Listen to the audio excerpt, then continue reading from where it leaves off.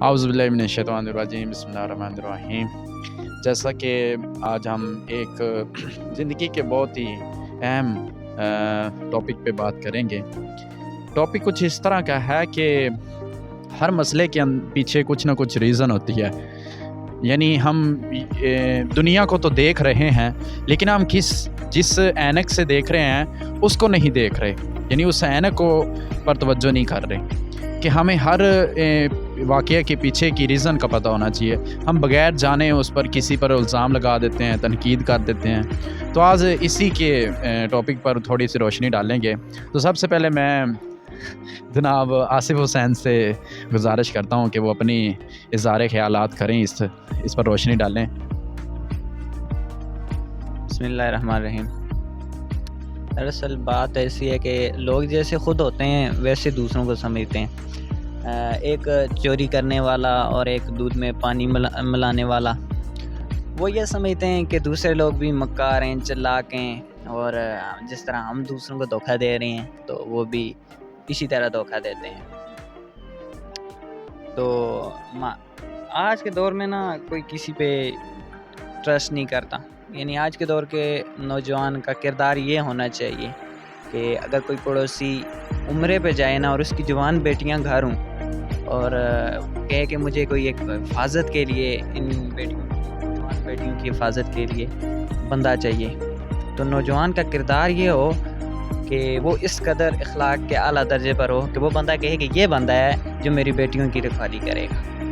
اچھا، معاشرے میں بڑھتی ہوئی برائیوں کی وجہ سے نا اس وجہ سے کسی پہ اعتبار نہیں کیا جا سکتا۔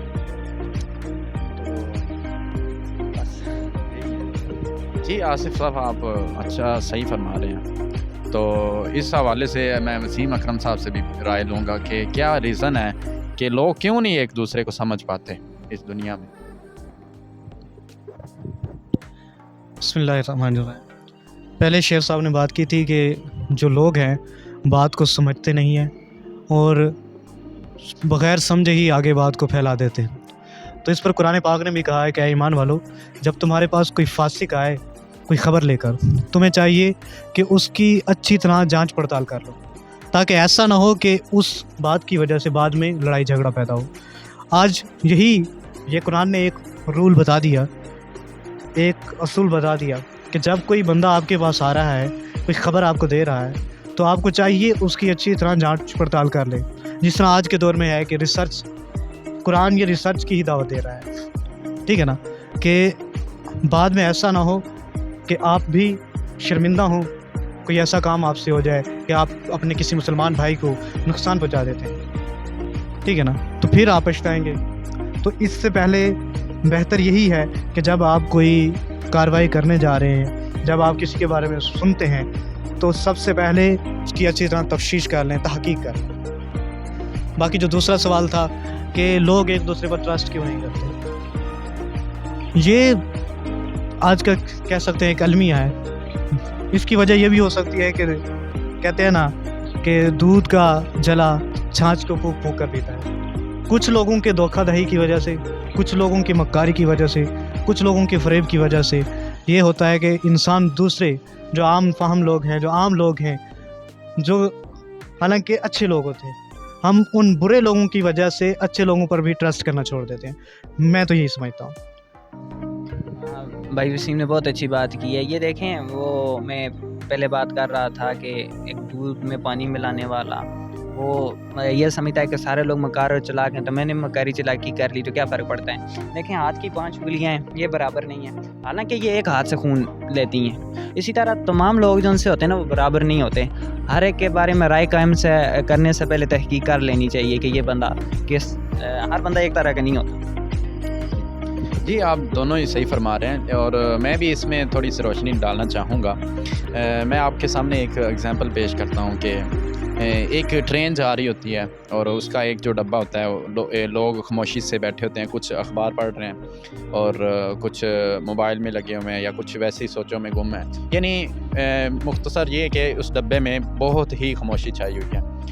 اتنے میں ایک بندہ بچوں کے ساتھ آتا ہے، انٹر ہوتا ہے، اور اس کے بچے جو ہے نا آتے ساتھ ہی شور مچانا شروع کر دیتے ہیں اور ایک دوسرے پر چیزیں پھینکنا شروع کر دیتے ہیں، اور جو وہ بندہ ہوتا ہے وہ خاموشی سے آ کے ادھر چیئر پہ بیٹھ جاتا ہے اور ایسے سکون سے ایسے آنکھیں بند کر کے آرام سے بیٹھ جاتا ہے، تو اس کے جو ساتھ والے بیٹھے ہوتے ہیں سارے دوسرے، وہ اتنے ڈسٹرب ہو رہے تھے کہ وہ یہ حیران ہو رہے ہیں کہ یہ اپنے بچوں کو کیوں نہیں روک لا، یعنی اس کے بچے اتنا شور کر رہے ہیں لیکن وہ کیوں نہیں روک لا اس کو۔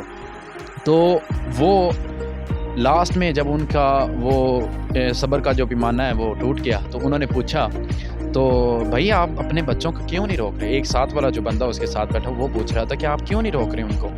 تو اس بندے نے ایک ہی جملہ کہا اور ساری سچویشن چینج ہو گئی، یعنی اس سے پہلے کہ وہ سارے اس کے خلاف بول رہے تھے کہ انہوں نے بچوں کی تربیت نہیں صحیح کی، یہ شور کیوں کر رہے ہیں، جب اس نے کہا کہ ابھی 5 منٹ پہلے میں ہاسپٹل سے آ رہا ہوں اور ان کی والدہ فوت ہو گئی ہے اور ان کو میں نے بتایا نہیں، تو جب یہ پتہ چلا ان کو تو پھر سچویشن چینج ہوگی، پھر ساروں کو وہی شور کرتے ہوئے بچے اچھے لگنے لگے۔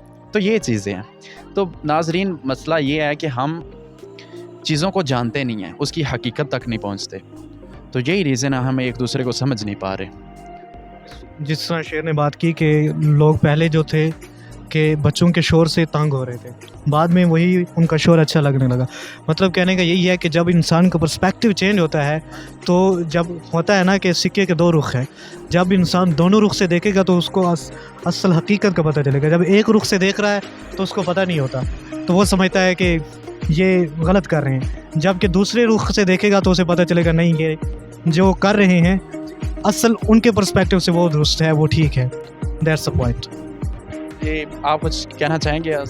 یہ کہ دیکھیں، ہر ایک بندہ یہ جو سوچتا ہے کہ میں جو سوچ رہا ہوں یا میں جو فیصلہ کرتا ہوں وہی ٹھیک ہے، یعنی یہ دیکھیں، اگر آپ کو موبائل کی یہ والی سائڈ نظر آ رہی ہے، اس کا یہ مطلب تو نہیں ہے کہ اس کی دوسری سائڈ پہ بھی کچھ نہیں ہے، یعنی اس کی ایک ہی سائڈ صاف ہے اور ایک ہی ٹھیک ہے۔ حالانکہ یہ پچھلے والی سائڈ پہ دیکھیں، اس کے اوپر کیمرہ ہے اور بہت ساری چیزیں ہیں، تو جب مختلف لوگ مختلف نظریات کے ساتھ کسی چیز پر دیکھتے ہیں نا، تو پھر جو اس کے بارے میں رائے قائم کی جاتی ہے وہ زیادہ پختہ ہوتی ہے، بجائے اس کے کہ آپ خود ہی ایک مطلب حرف آخری قرار دیں کہ یہ میرا فیصلہ، نہ اس سے اوپر کوئی سمجھداری والا فیصلہ نہیں ہو سکتا۔ جی، بہت شکریہ آپ کا کہ آپ نے اپنے اظہار خیال کیا اس ٹاپک پہ روشنی ڈالی۔ تو اس ٹاپک کو یہیں کلوز کرتے ہیں ہم، اور پھر آگے نیکسٹ ٹائم ہم ملیں گے اگلی ویڈیو میں۔ السلام علیکم ورحمۃ اللہ وبرکاتہ۔